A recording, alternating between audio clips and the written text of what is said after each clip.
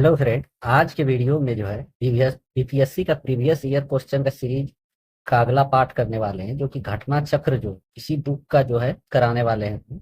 जो कि जितने भी अभी तक प्रीवियस ईयर में पूछे गए प्रश्न हैं उसके बारे में बात करेंगे। तो इस घटना चक्र के सीरीज में आज हम प्राचीन इतिहास के बारे में बात करेंगे। हिस्ट्री का एक सेक्शन है, इसके सभी प्रश्न आज इस वीडियो में बात किया जाएगा। फिर जितना सीडीपीओ 2018 2005 प्लस जितने भी बीपीएससी सभी क्वेश्चन है, इसको आज पढ़ने वाले। तो आप इस चैनल पर नए आए हैं तो इस चैनल को सब्सक्राइब कर लें, और वीडियो अच्छा लगे तो वीडियो को लाइक कर दें। आइए स्टार्ट करते हैं।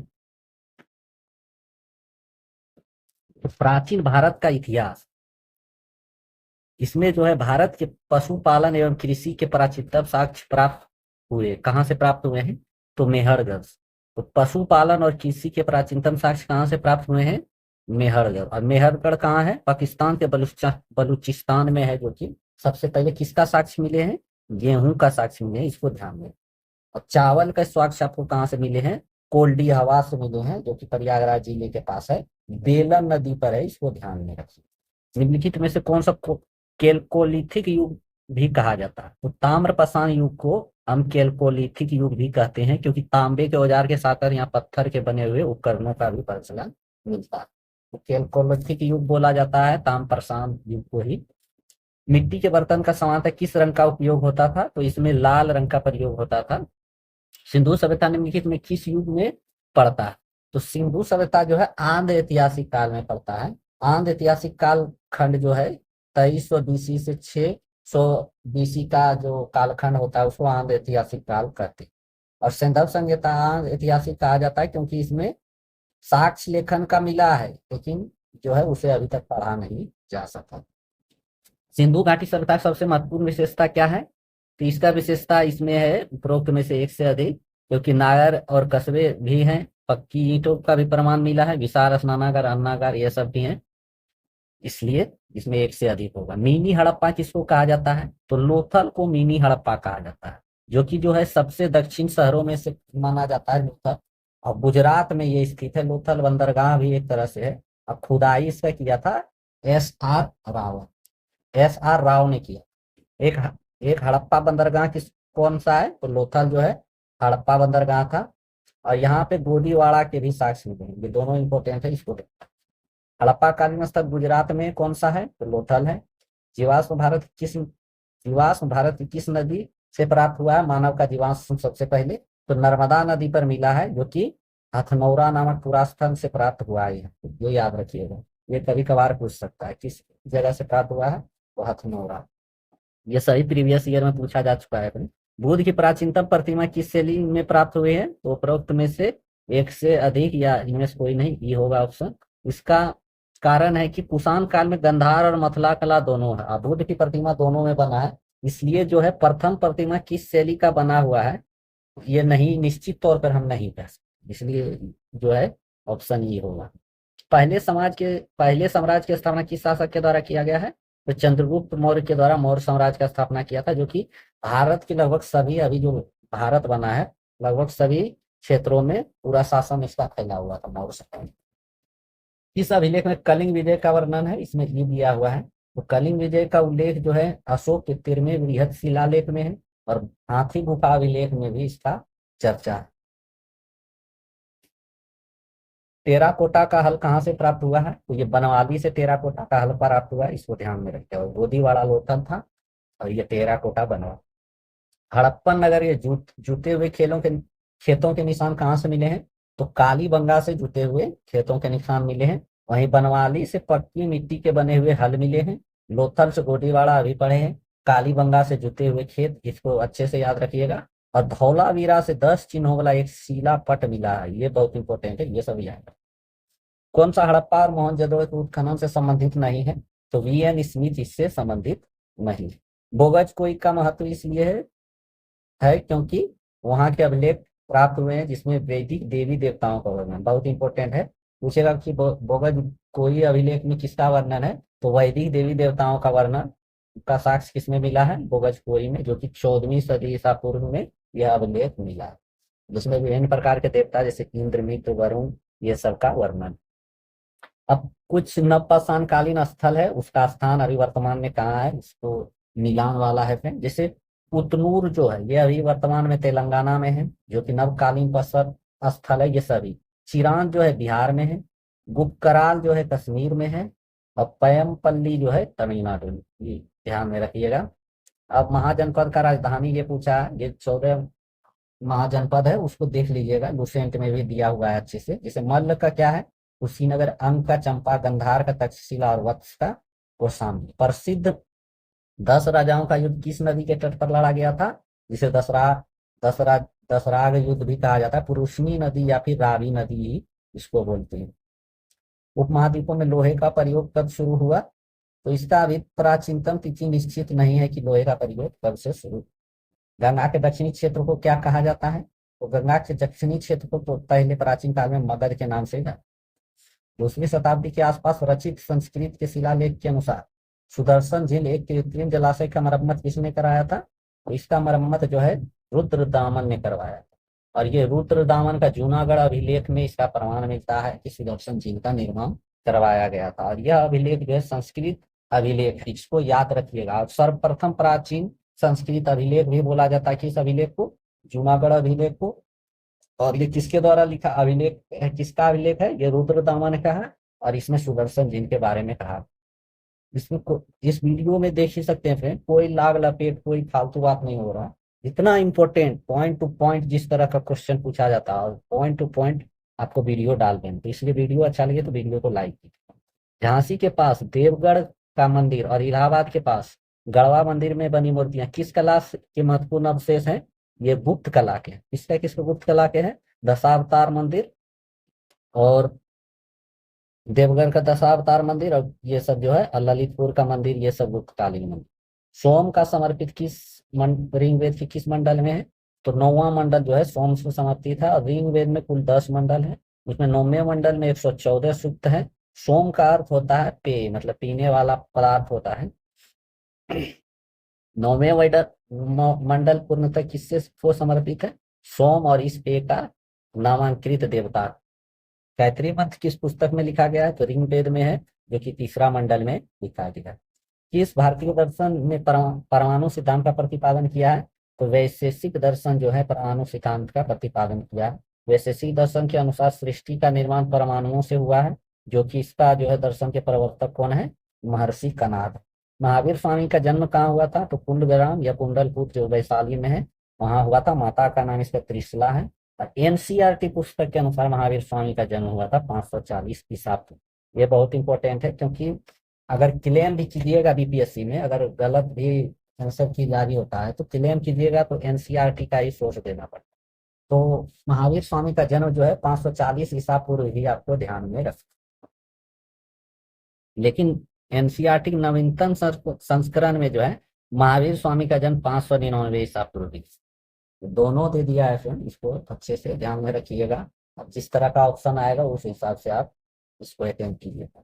महावीर जैन की मृत्यु निम्नलिखित में से किस नगर में हुआ था, तो पावापुरी में हुआ था। इसका पिता सिद्धार्थ था, जो ज्ञात्री क्षत्रियों के संग में से था, और 72 वर्ष की आयु में इसकी मृत्यु हुई। ये ध्यान में रखिएगा, कितने वर्ष की आयु में मृत्यु हुई, कभी कभार पूछ लेता है। फैक्चुअल क्वेश्चन बीपीएससी कभी कभार बहुत पूछ लेता है। भगवान महावीर का प्रथम शिष्य कौन था, तो ये जमादी था, जो कि इसका दामाद भी आगे चल के बना। और पत्नी का नाम यशोदा था महावीर का, और प्रियदर्शिना इसकी पुत्री है। इसी के साथ जो है जमादी का विवाह। पूर्वकालीन जैन ग्रंथ कौन है, तो 14 पूर्व जो है पूर्वकालीन प्राचीनतम जैन जैन जो है ग्रंथ है, इसको ध्यान में रखिए। और 12 अंग में जैन सिद्धांतों के संकलन प्रथम जैन सभा में किया गया। महायान बौद्ध धर्म और हीनयान बौद्ध धर्म के बीच मूलतः अंतर क्या है, तो देवी देवताओं की मूर्तियों की पूजा करना इसका अंतर। धर्म चक्र परिवर्तन किस स्थान पे हुआ था, तो सारनाथ। धर्म चक्र परिवर्तन उसको बोलते हैं जहाँ पे मतलब उपदेश दिए थे। तो 6 वर्ष की साधना और 35 वर्ष की अवस्था में जो है वैशाख पूर्णिमा का दिन जो है ज्ञान की प्राप्ति हुआ था। और सबसे पहले ऋषि पत्तनम, जिसको सारनाथ बोलते, कभी कभी सारनाथ ऑप्शन में नहीं रहेगा तो ऋषि पत्तन भी रहेगा। ऋषि पतन, ऋषि पत्तन बोलते हैं। तो वो आराम से मार दीजिएगा, वो ध्यान में रखिए। 5 ब्राह्मणों को सबसे पहले सन्यासियों का पहला उपदेश दिया, जो कि धर्म चक्र परिवर्तन कहा जाता है। इसी इस उपदेश में दुख, दुख के कारणों, दुख के अंत और दुख के समाधान से संबंधित इम्पोर्टेंट है। कभी कभार पूछ देगा कि प्रथम उपदेश में किस प्रकार का उपदेश दिया गया था, तो दुख, दुख के कारणों, दुख के अंत और दुख के समाधानों के बारे में कहा गया था। लेकिन 4 आर्य सत्य भी कहा जाता है। महापरिनिर्वाण कहाँ हुआ था, तो कुशीनगर में हुआ था। प्रथम उपदेश सारनाथ अभी बताए हैं। अधिक बौद्ध धर्म का प्रचार, सबसे ज्यादा बौद्ध धर्म का प्रचार कौशल में कहा किया था भाई। और लास्ट में मल्लों की राजधानी जो है, वहां पे जो है चुंत नामक लोहार लोहार की आम्र वाटिका में ठहरे। और वहीं पे बुद्ध को शुकर मद्दव खाने को दिया, जिसके कारण बुद्ध को जो है रक्तातिसार हो गया, जिसकी भयानक पीड़ा उत्पन्न हुई। और इसकी वेदना के बाद कुशीनगर में मिली।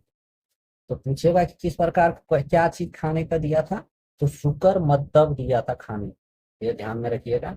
और महापरिनिर्माण कहाँ हुआ था, कुशीनगर, जो मल्ल की राज।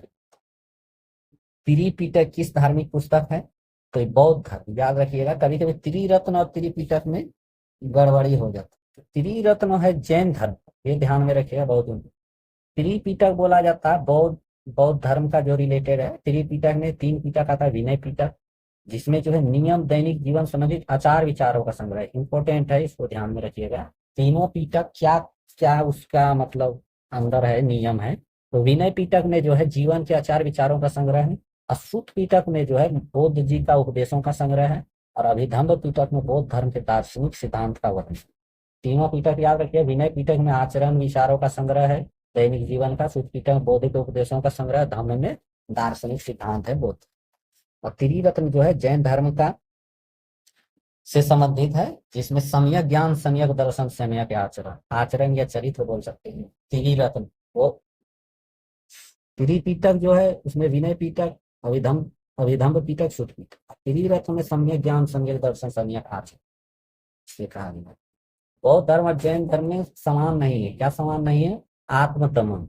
आत्मदमन का बात समान नहीं है, क्योंकि गौतम बुद्ध ने मद मार्ग का उपदेश दिया, वहीं महावीर स्वामी ने केवल प्राप्ति का उपदेश दिया, जिसमें घोर तपस्या तथा शरीर त्याग की आवश्यकता है।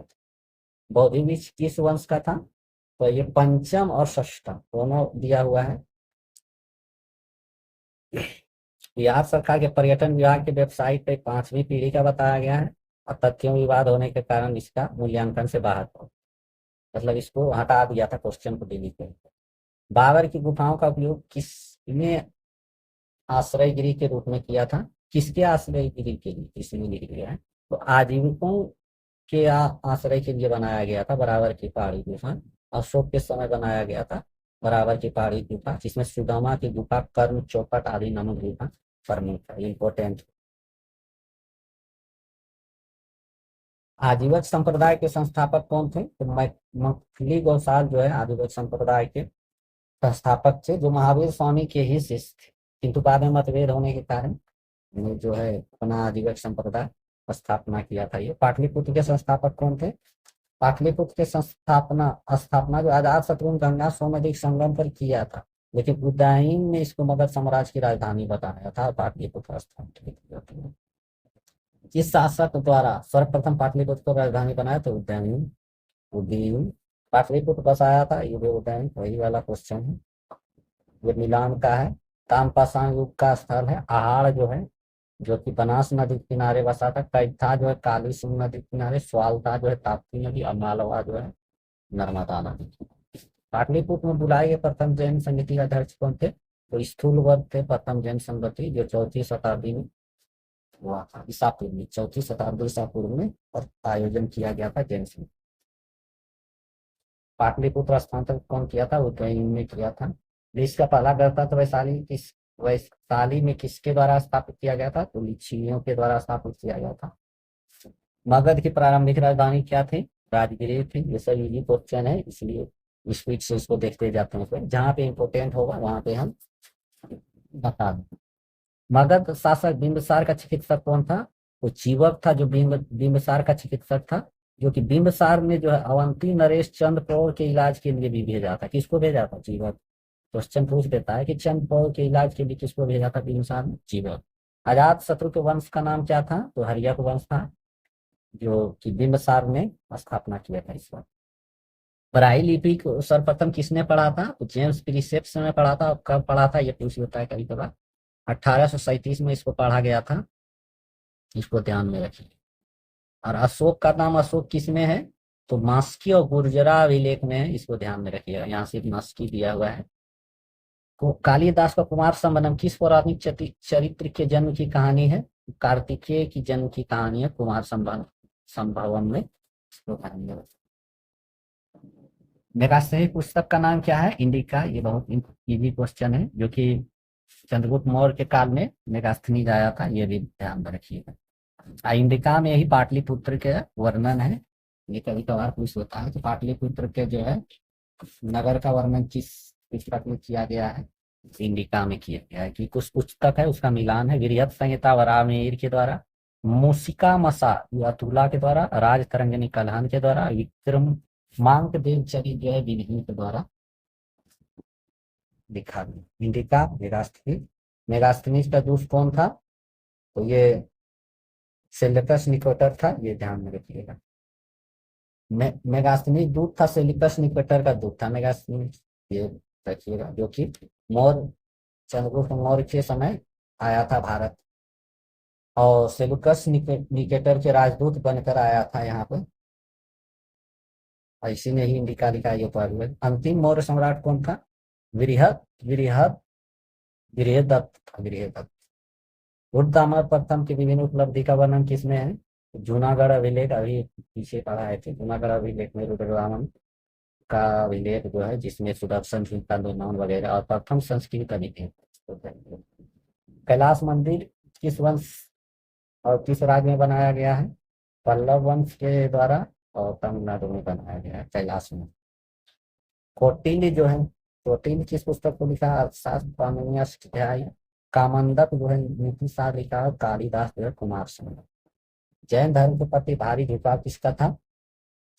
तो राजा नरेश जो है, जिसको खारवेल का नरेश था, उसको उसका जो है जैन धर्म के प्रति ज्यादा झुकाव था। क्योंकि हाथी गुफा अभिलेख जो है इसी के द्वारा लिखा गया था, जिसको ध्यान में। इस भाषा में लिखा गया था हाथी गुफा अभिलेख, प्राकृत भाषा में। कलिंग नरेश खारवेल का संबंध किससे था? ये है छेदी वंश से भी था। छेदी वंश को भी महामेघवादक नामक व्यक्ति था, उसने स्थापित किया था। तो ये महामेघवादक भी बोला जाता है एक तरह से। अब खारवेल के इतिहास का अध्ययन जो है हाथी गुफा अभिलेख। भारत का नेपोलियन किसे कहा जाता है? समुद्रगुप्त को कहा जाता है। और समुद्रगुप्त के विजयों का वर्णन किस पुस्तक में है? तो पर्याय प्रशस्ति में जो है समुद्रगुप्त के विजयों का वर्णन है, जो कि किसने लिखा था?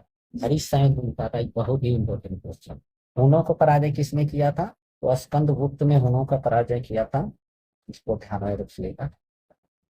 भूमि को अपरहत कहा जाता है, किस भूमि को? बिना जोते हुए जंगली भूमि को बोला जाता है अपरहत। चीनी यात्री सुंगलुंग भारत कब आया था? तो 515 से 520 ईस्वी के बीच आया था। हर्षवर्धन चीनी यात्री ने भारत की यात्रा की थी, किसके काल में? हेनसांग। हर्ष हेनसांग, सेन लग रहा है, इसको ध्यान रखिए। हर्षवर्धन जो है के काल में कौन यात्रा किया था? हेनसांग। इसी का बुक है सीयू की, बहुत इंपॉर्टेंट।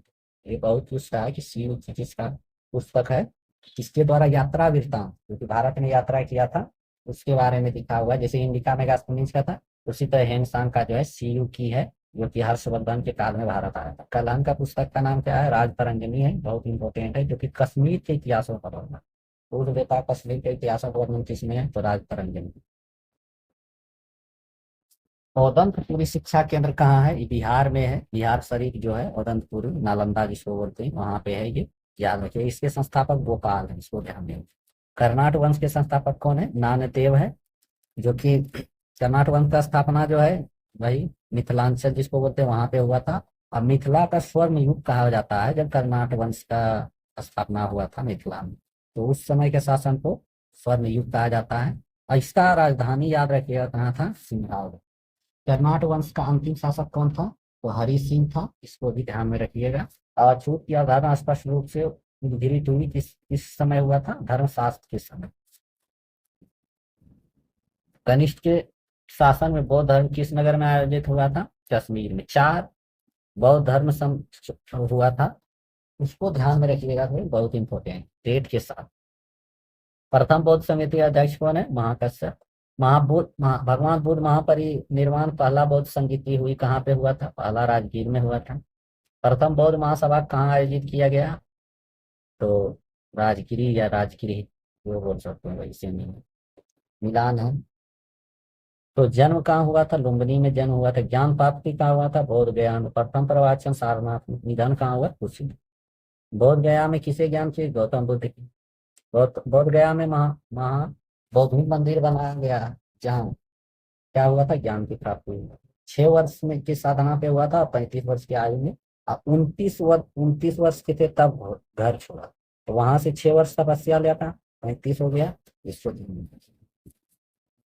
और 30 वर्ष में जो है महावीर स्वामी ने घर छोड़ा, और इससे दुगुना वर्ष टाइम लगा था, मतलब 12 वर्ष उसको साधना के बाद इसको जो है ज्ञान की प्राप्ति हुआ था। इसको ध्यान में रिलेट करके पढ़िएगा। बौद्ध को 29 वर्ष में घर छोड़े थे, और महावीर ने 30 वर्ष की उम्र में घर छोड़ दिए थे।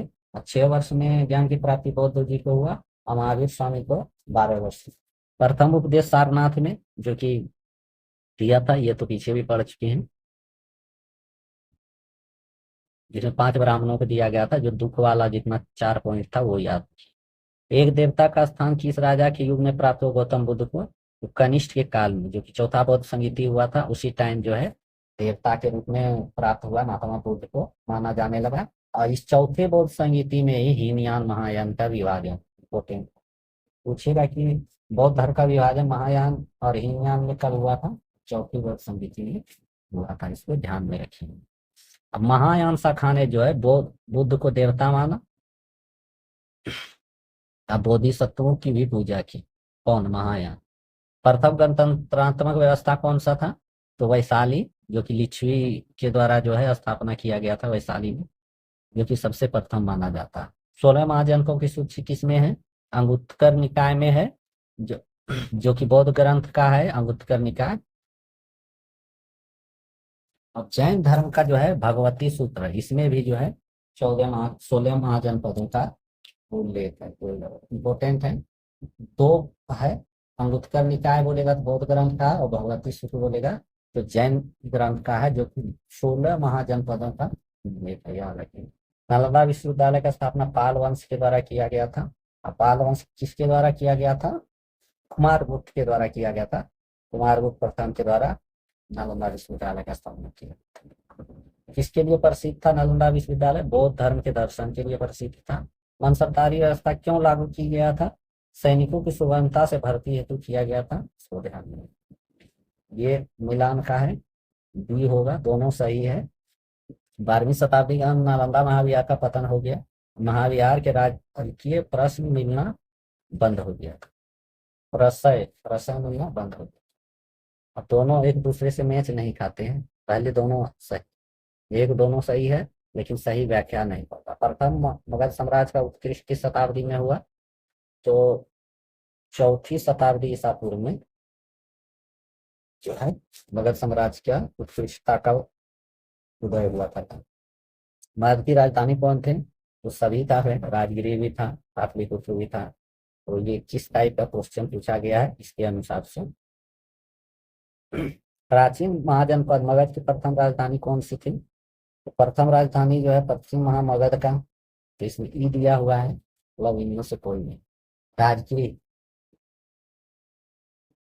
नंद वंश के पश्चात मगध किस राजवंश का हुआ था? तो नंद वंश से मौर्य वंश, इसे याद रखिएगा। इसका एक ट्रिक है फ्रेंड, हसीन मास, हसीन मासु, ह से हरियर वंश, शिशुनाग वंश, न से नंद वंश, मौ से मौर्य वंश, मौर्य वंश के बाद शु से शुंग वंश, व से कन्नड़ वंश, अ से आन सतवाहन। इसको याद क्रम कर लीजिएगा।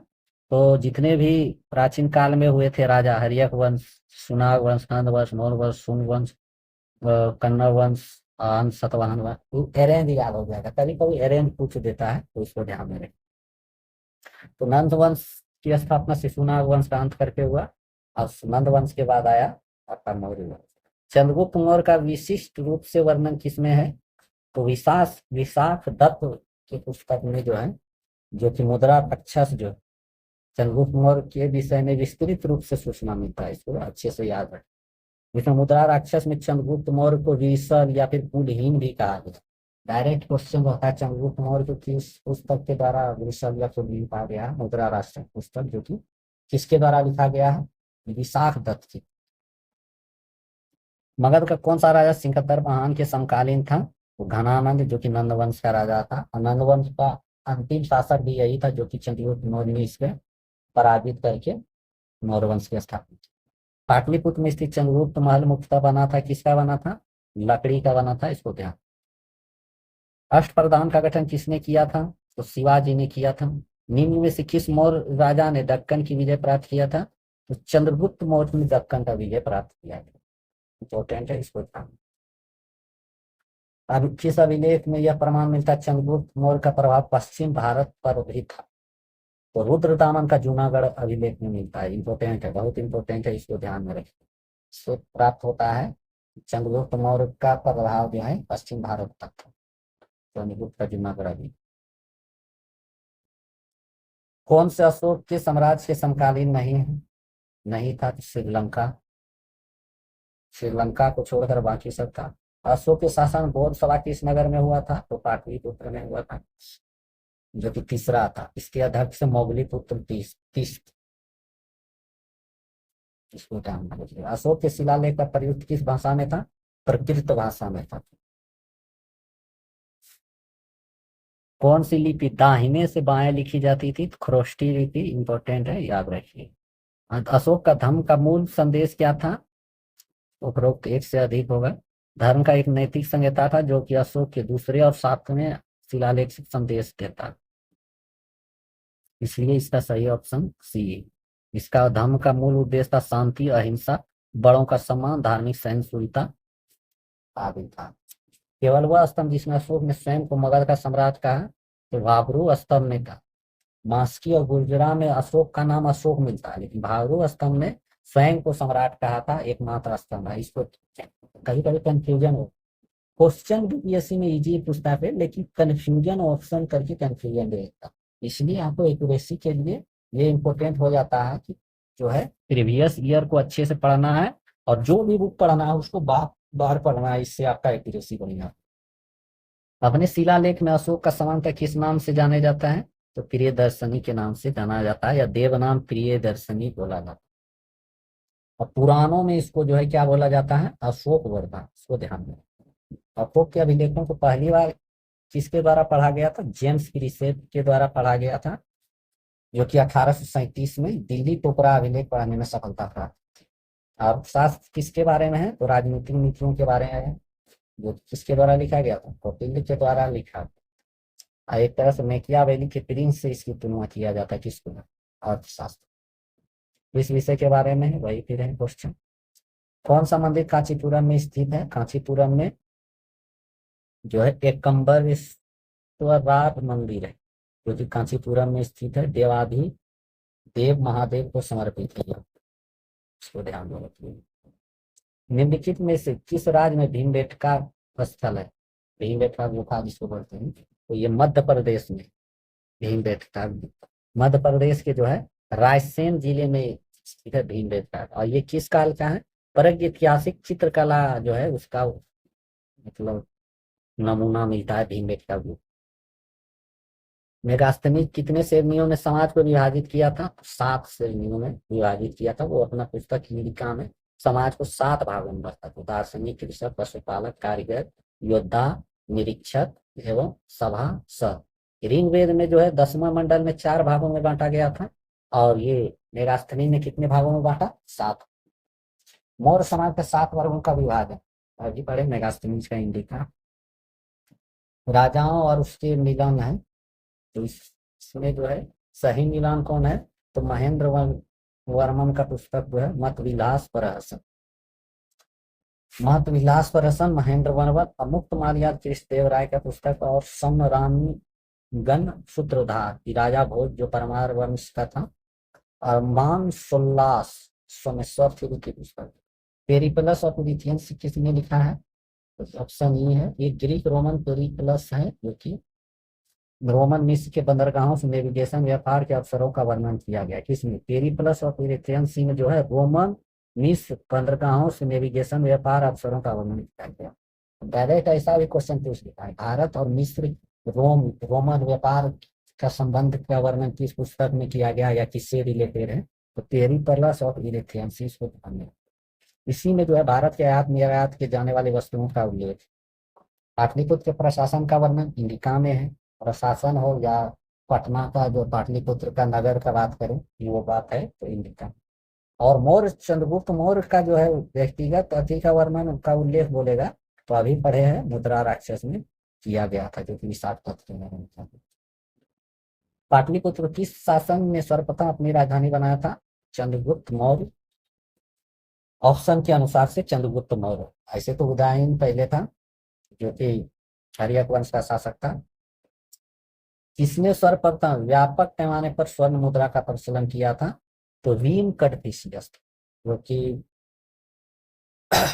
कुषाण शासकों का जो है स्वर्ण मुद्रा का प्रचलन प्रारंभ किया। सबसे ज्यादा कुषाण शासक वीम कड़फिशियस ने प्रचलन चलाया था। वीम कड़फिशियस तो ध्यान में रखिए। कला का गंधार शैली किसके काल में फली फूली? कुषाण के काल में, कनिष्ठ के काल में सबसे ज्यादा इसमें गंधार शैली और मथुरा शैली का भी प्रचलन हुआ था एक साथ। चंद्रगुप्त बौद्ध संगीति जो है चतुर्थ बौद्ध संगीति, जो कि कश्मीर में आयोजन में किसके काल में? कनिष्ठ के काल। इसको ध्यान में रखिएगा। इसके अध्यक्ष थे वसुमित्र। इसी में क्या महायान और हीनयान दो भाग में बट गया था। बौद्ध कहाँ का राजा था? तो ये अवंती का राजा था, इसको ध्यान में। हुन राजा तोरमान किस होलिकर राजा द्वारा पराजित किया गया था? तो प्रकाश वर्मन के द्वारा पराजित किया गया था। तंजावुर में बृहदेश्वर मंदिर का निर्माण किस राजा ने करवाया था? तो राजराज प्रथम ने करवाया था बृहदेश्वर मंदिर का निर्माण, जो कि 11वीं सदी के आरंभ में बनाया गया था यह मंदिर, जो कि चोल ने करवाया था। राजराज प्रथम किस शासक था? ये चोल वंश का शासक था राजराज प्रथम। तो राजराजेश्वर मंदिर भी कहा जाता है, ये भी इंपॉर्टेंट है, इसको ध्यान में रखिएगा। और यह द्रविड़ शैली में, जितने भी साउथ के जितने भी मंदिर हैं वो लगभग पौराणिक स्थल वाला मंदिर है, वो द्रविड़ शैली का कहा जाता है। किसने विधवा दहन का उदाहरण उल्लेख किया? तो भानुगुप्त का एरन स्तंभ अभिलेख में जो है विधवा दहन के बारे में बताया गया, या सती जिसको बोलते हैं, उसका उल्लेख किस अभिलेख में किया गया है? एरन अभिलेख में, जो किसका है? भानुगुप्त का। यह अभिलेख कहाँ पे है? एरन अभिलेख विदिशा के निकट बेतिया नदी के किनारे स्थित है, ये मध्य प्रदेश में। शुंग वंश के बाद किस वंश भारत का राजा है? तो वो हिसाब से देख लीजिएगा। कन्नड़ वंश असीम मासुका, ध्यान रखिए। और कन्नड़ वंश का शुंग वंश का देवभूति को हरा के जो है कन्नड़ वंश जो वासुदेव है, इसके द्वारा कन्नड़ वंश की स्थापना किया गया। राजा खारवेल का नाम किससे जुड़ा? हाथी गुफा अभिलेख पीछे भी पढ़ेंगे, इसको अच्छे से ध्यान। बड़े भाई की हत्या कर सत्ता प्राप्त किसने किया था? तो चंद्रगुप्त द्वितीय ने किया था, जो कि रामगुप्त की हत्या किया था। और ध्रुव देवी पत्नी उसका था रामगुप्त का, उससे विवाह भी किया। और शकों के विरुद्ध विजय प्राप्त किया। शकों के विरुद्ध विजय प्राप्त किसने किया? चंद्रगुप्त द्वितीय। और हुनों के विरुद्ध बात करेंगे तो स्कंद गुप्त, इसको ध्यान रखिए। नगरों का क्रमिक पतन किस काल में हुआ? तो गुप्त काल में हुआ। गुप्त काल को ही स्वर्ण युग कहा जाता है, एक तरह से गुप्त युग में ही हुआ था सरहों का क्रमिक पतन। बंदरगाह गुप्त काल में उत्तर भारतीय व्यापार के लिए उपयोग किया जाता था, ये होगा। किस शासक वंश ने मंदिरों एवं ब्राह्मणों को सबसे अधिक ग्राम अनुदान में दिया था? गुप्त वंशों ने दिया। गुप्त युग में भूमि राजस्व की दर क्या थी? तो उपज का छठा भाग, मतलब 1/6 था राजस्व गुप्त का। गुप्त अभिलेख में भूमि कर को भाग कहा जाता है। ये कभी कभार कर वाला पूछ लेता है, भाग या अडग। भाग या अडग क्या? तो एक प्रकार का कर, क्या कौन सा कर है? भूमि कर। भागवत संप्रदाय के विकास में किसका देन अत्यधिक था? तो हिंदू यूनानी लोग का देन अत्यधिक था। वैष्णव धर्म या भागवत या वैष्णव धर्म बोले, ये चरमोत्कर्ष पर गुप्त राजाओं के शासनकाल में हुआ। तो और गुप्त राजाओं के द्वारा ही जो है अपना उपाधि जो धारण जिसमें किया गया था, परम भागवत आदि का उपाधि धारण किया था। अब विष्णु का वाहन गरुड़, गुप्तों का राज चिन्ह।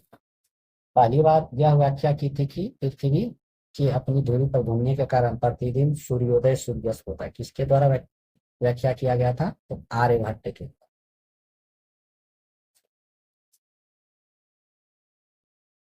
गुप्त काल में औषधि के क्षेत्र में अपने कार्य के लिए जाने जाते थे कौन?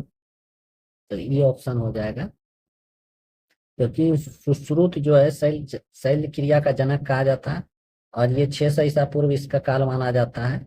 और ऋग्वेद कालीन ऋषि ये थे। और क्षुद्रक जो है गुप्तकालीन नाटककार था, और सोमीला गुप्तकालीन नाटककार था, और कालिदास के भांस और कविपुत्र के साथ याद किया। गुप्त काल में औषधिक क्षेत्र में उपयुक्त में से किसी ने कार्य नहीं किया था, इसलिए ऑप्शन ई इसका हो गया। वर्धन राजवंश की स्थापना किसने किया था? तो पुष्पभूति ने।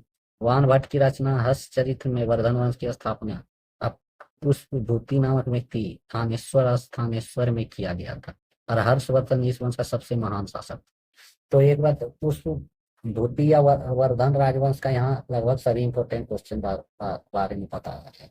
सबसे पहला क्वेश्चन जो है आज चरित्र पूछा है कि वर्धन वंश के बारे में किस पुस्तक में वर्णन है? तो हर्षचरित्र में। किसके द्वारा लिखा गया है? वान भट्ट के द्वारा लिखा गया। स्थापना किसने किया? पुष्पभूति ने स्थापना। राजधानी कहाँ है? थानेश्वर राजधानी। और सबसे महान शासक कौन था? तो हर्षवर्धन। यहाँ तो बहुत क्वेश्चन मेरा है जो है इसमें क्या।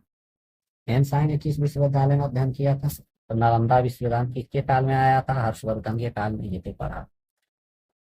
इसका पुस्तक याद रखिएगा फ्रेंड्स, सीयू की था, ध्यान रखिएगा। इंसान की भारत की यात्रा के समय सूती कपड़ों के उत्पादन के लिए सबसे प्रसिद्ध नगर कौन सा था? मथुरा। कवि वान निवासी था, कहाँ का निवासी था? पाटलिपुत्र का निवासी। किसी ने बिहार का कब भ्रमण किया था? उपरोक्त में कोई नहीं। 671-72 ईस्वी में जब युवक था तो 37वां बौद्ध सहयोगी के बीच बौद्ध धर्म के अवशेषों को देखने की इच्छा के पश्चात विश्व का भ्रमण करने का निश्चय किया, और समुद्र पार के होकर भारत आए, और 675 से 685 ईस्वी तक नालंदा में अध्ययन किया, और फिर 693-94 में चीन लौट गए। चीनी यात्री फाहियान में किसके शासन में भारत आया था? चंद्रगुप्त द्वितीय के पास। नालंदा विश्वविद्यालय के विनाश का कारण क्या था? मुसलमान था जो बख्तियार खिलजी जो है उसी ने नष्ट किया। विक्रमशिला के द्वारा किसके द्वारा स्थापित किया गया था? धर्मपाल। और नालंदा वाला जो था कुमारगुप्त के द्वारा नालंदा विश्व। ताम्रलेखन दर्शाता है कि प्राचीन काल में बिहार के राजाओं का संपर्क किससे था? जावा सुमात्रा से। किस अभिलेख में पता चलता है? ताम्रपत्र। ध्यान में रखिए। स्वर्ण भूमि का वह राजा कौन था जिसने नालंदा में एक बौद्ध विहार की स्थापना की, रख रखाव के लिए दूत द्वारा देवपाल से 5 गांव देने का प्रार्थना की? बाल पुत्र देव ने की। तो घुमा के भी क्वेश्चन पूछ सकता है, किस शासक ने 5 ग्राम दान में दिया स्वर्ण भूमि का राजा को, या उसको थे देवपाल। और किसने इसको मतलब एक तरह से रख रखाव हेतु जो है प्रार्थना किया था? तो बाल पुत्र देव। खजुराहो का मंदिर स्थापत्य के निर्माण में सहयोगी थे कौन थे? चंदेल थे, चंदेल। और ये कंदरिया महादेव का मंदिर है, सर्वोत्तम है मंदिरों में। खजुराहो मंदिर में कंदरिया महादेव का मंदिर सर्वोत्तम है, जो कि छतरपुर जिले में। विक्रमशिला शिक्षा केंद्र के संस्थापक का नाम क्या था? तो धर्मपाल था। निम्नलिखित में से कौन सा राजवंश में किसका उल्लेख संगम साहित्य में नहीं हुआ? तो कदम्ब का उल्लेख नहीं हुआ है। संगम साहित्य में चोल, चेर और पांडे राजाओं का उद्भव हुआ था, इसको याद रखिएगा। इस ऑप्शन में कोई भी नहीं वाला है तो किसी को भी ऐड कर सकता है। किसका किसका उल्लेख है? चोल, चेर और पांडे का उल्लेख संगम साहित्य में है। और संगम साहित्य से कृष्णा नदी के दक्षिण के सुदूर प्रायद्वीप तक राजनीतिक गतिविधियों का पर्याप्त प्रकाश। संगम युग में उरेयूर किसके लिए विख्यात था? उरेयूर कपास के व्यापार के लिए महत्वपूर्ण केंद्र, जो कि तमिलनाडु के तिरुचिरापल्ली में अवस्थित कावेरी नदी के तट पर था उरेयूर, जो कि चोलों की राजधानी। जो ध्यान में रखें, उरेयूर कपास और सूती वस्त्रों का बहुत बड़ा केंद्र। मुद्रा राक्षस किसके द्वारा लिखा गया? विशाख दत्त के द्वारा मौर्य चंद्रगुप्त मौर्य के बारे में इसमें बताया गया है, पीछे पढ़े, जिसमें विषम और कुलहीन कहा गया। पृथ्वीराज रासो के लेखक कौन है? तो चंद्रवरदाई है पृथ्वीराज रासो के लेखक। स्वप्नवाद अवस्था के लेखक कौन है? तो भास है स्वप्नवाद अवस्था के लेखक। कुमार संभव महाकाव्य किस कवि ने लिखा है? तो लिखा है इसको कालिदास ने, जिसमें जो है 17 सर्ग हैं, जिनमें प्राकृतिक चित्रण तथा कार्तिकेय की जन्म का कथा वर्णित है। इंपॉर्टेंट है, कुमार संभव में क्या है? 17 सर्ग है और प्राकृतिक चित्रण के साथ कार्तिकेय की जन्म की कथा वर्णित है। क्वेश्चन पूछ सकता है कार्तिकेय की जन्म की कथा कहाँ वर्णित है? कुमार संभव कालिदास की पुस्तक। कीर्तार्जुनीय पुस्तक किसने लिखा है? तो ये भारवी ने लिखा है। इस पुस्तक में जो है महाभारत जो है उससे लिया गया है। इस पुस्तक में जो लिखा गया है कथा वस्तु महाभारत से ली गई है। इसमें अर्जुन तथा किरात वेशधारी सिंह के बीच युद्ध का वर्णन। कीर्तार्जुन भारवी का। प्राचीन भारत के व्यापारिक मार्गों का मौन है कौन सा है? तो मिलिंद पनो, जो कि बौद्ध भिक्षु और नागसेन द्वारा लिखित मिलिंद पलो, बौद्ध भिक्षु नागसेन के द्वारा मिलिंद पलो लिखा गया है, जिसमें नागसेन और हिंद यवन शासक मेनांडर के बीच का वार्ता वर्णन। क्वेश्चन ऐसे भी पूछ देता, नागसेन और मेनांडर के बीच का वार्ता किस पुस्तक थी, किस में उल्लेखित है? तो मिलिंद पर्व, जो कि नागसेन ने लिखी। हर्षचरित पुस्तक किसने लिखी है? तो वान भट्ट ने लिखी है, जिसमें वर्धन वंश के इतिहास के बारे में है। पीछे हर्षचरित के बारे में बता दें और वर्धन वंश के भी बारे में। चोल वंश का संस्थापक कौन है? तो विजयालय। चोल काल में किसके लिए प्रसिद्ध था? तो ग्राम पंचायत के लिए प्रसिद्ध था। सबसे उल्लेखनीय यहाँ ग्रामीण संस्थाओं का संचालन का परिलक्षित होता है, जो कि उत्तर मेरू से प्राप्त अभिलेख से होता है। ये उत्तर मेरू बहुत इंपॉर्टेंट अभिलेख है, पूछ देता है डायरेक्ट उत्तर मेरू अभिलेख किस काल से है? चोल काल के बारे में है। इसी में जो है ग्राम सभा के कार्यों का वर्णन दिया। हाँ, मध्यकालीन भारतीय साम्राज्य व्यापक स्तर पर स्थानीय स्वशासन के लिए प्रसिद्ध कौन था? चोल था। दक्षिण भारत के मंदिरों का आकर्षक द्वार क्या कहा जाता था? इसको बोला जाता गौपुरम या तोरण द्वार भी बोला जाता है। गौपुरम इसे बोला जाता था। नालंदा विश्वविद्यालय के ज्ञान का महान केंद्र था, बौद्ध धर्म के ज्ञान के बारे में केंद्र था, तो नालंदा विश्वविद्यालय। अजात शत्रु के वंश का क्या नाम था? तो हर्यक वंश था, जिसकी स्थापना बिंबिसार ने किया था और बिंबिसार की हत्या किया था अजात शत्रु, और अजात शत्रु को फिर हत्या कर दिया था युद्धयी ने, जो कि पाटलिपुत्र अपना राजधानी संपन्न। महाविनिष्क्रमण के बाद सबसे पहले ज्ञान प्राप्ति का प्रयास किया गया था कहाँ पे? अलार कलाम एवं, मतलब किस पहले ज्ञान की प्राप्ति का प्रयास की, मतलब शिक्षक कौन? तो अलार कलाम एवं रुद्रक राम, दो शिक्षक थे महात्मा बुद्ध के। सल्तनत काल में सार्वजनिक वितरण प्रणाली किसने प्रारंभ किया था? तो अलाउद्दीन खिलजी ने किया था। सन 1565 में कौन सा प्रसिद्ध युद्ध हुआ था? तो तालीकोटा का युद्ध हुआ था। दीन इलाही किसके द्वारा प्रारंभ किया गया था? तो अकबर के द्वारा प्रारंभ किया गया था दीन इलाही। अष्ट प्रधान मंत्री परिषद किसके काल में था? शिवाजी के काल में था। मौर्य वंश का अंतिम शासक कौन था? तो गृहदत्त था। वह स्थान जहां महावीर ने पूर्ण आध्यात्मिक ज्ञान प्राप्त किया था, जिसको केवल्य कहा जाता, कहाँ पर किया था? तो जिम्भिक्की ग्राम। जिम्भिक्की ग्राम कहाँ है? जिम्भिक्की ग्राम के समीप किया था, जो कि रिजु पालिका नदी के तट पर है। यहीं पे पूर्ण ज्ञान पाया गया था, इसी को केवल्य का पूछता है कि केवल्य जो है किस धर्म से रिलेटेड है? तो ये जैन धर्म से रिलेटेड है, जिसमें पूर्ण ज्ञान की प्राप्ति होता है 12 वर्ष में। 30 वर्ष में ये घर त्याग किया, 12 वर्ष में के बाद इसको ज्ञान की प्राप्ति है। हम जनपद की राजधानी कहाँ था? चंपा था, इसको ध्यान में रखिएगा। गौतम बुद्ध का जन्म कहाँ हुआ था? तो लुम्बिनी में हुआ। कलहन के पुस्तक का नाम क्या था? तो राजतरंगिणी नाम था, जो कि कश्मीर के इतिहास के बारे में बता। अजात शत्रु प्रथम बौद्ध समिति का आयोजन कहाँ हुआ था? तो राजगृह में हुआ था। अब बात करते हैं अर्थशास्त्र नामक पुस्तक का लेखक कौन था? कौटिल्य था, पीछे भी पढ़ सकते हैं।